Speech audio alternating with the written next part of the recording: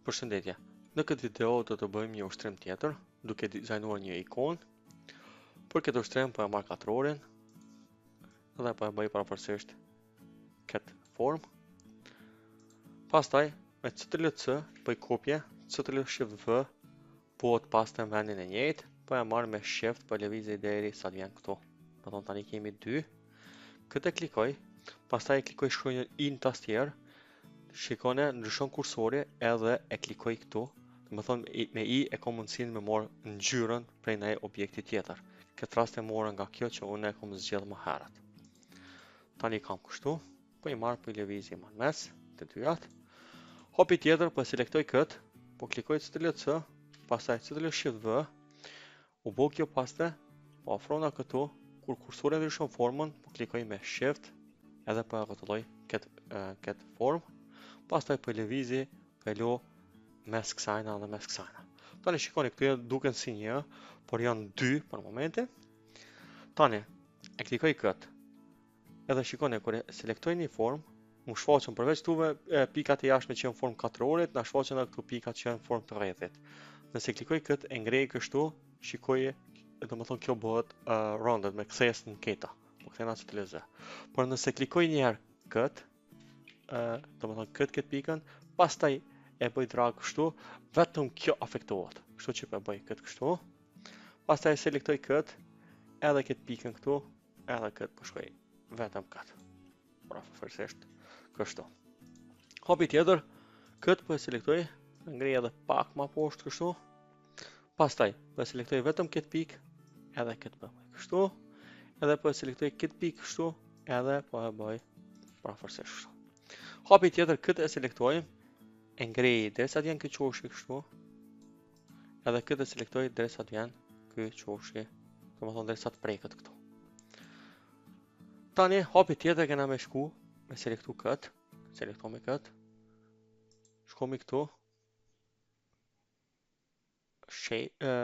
path, pastaj e kemi offset path, klikomi këtu, edhe shikoni e klikoj preview. Offset path, do më thonë e shton, tash për momentin është rregulluar me 10 piksela, qysho forma kësajna kjo e shton prej jashtit.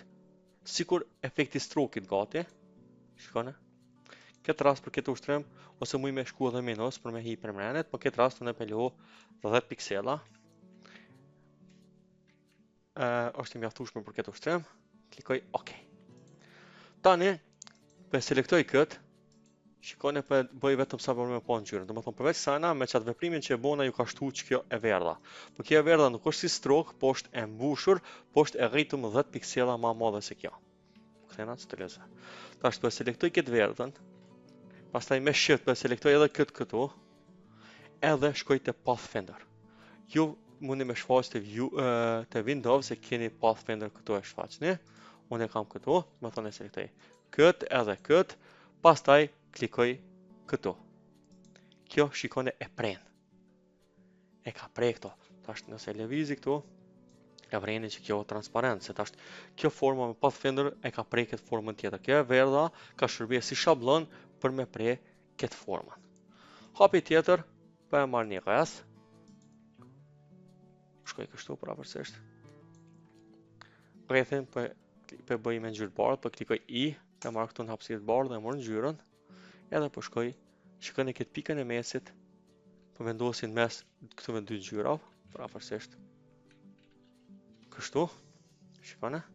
Por këtë po selektoj me CTRL dhe me Shift, edhe me klop të mesme, që kena në tastier, kjo e kalon gjitha layerat, do të thonë del mas nalti. Është fjala për këtë klopën që ku po shënoj këtu. Do të thonë CTRL Shift edhe e klikoni këtë klopën që keni në tastier. Okej. Tani po e marr një rreth tjetër, po e bëj kështu, me I po e marr këtë ngjyrën e kësajna, edhe po e vendosi këtu dikon. Shohim pozicionin. Okej. Tani ky rreth është I vendosur I bardhë, shikoni. Po e selektoj rrethin e bardhë, pastaj Shift këtë formën tjetër, edhe këtë po e prej me Pathfinder me këta. Shikoni edhe kjo tani bëhet transparent, edhe shikone. tash ti klikoj CTLG, boot group, më thonë bon ketë një layer. Okej, kaq ishte sa përket këtij ushtrimi.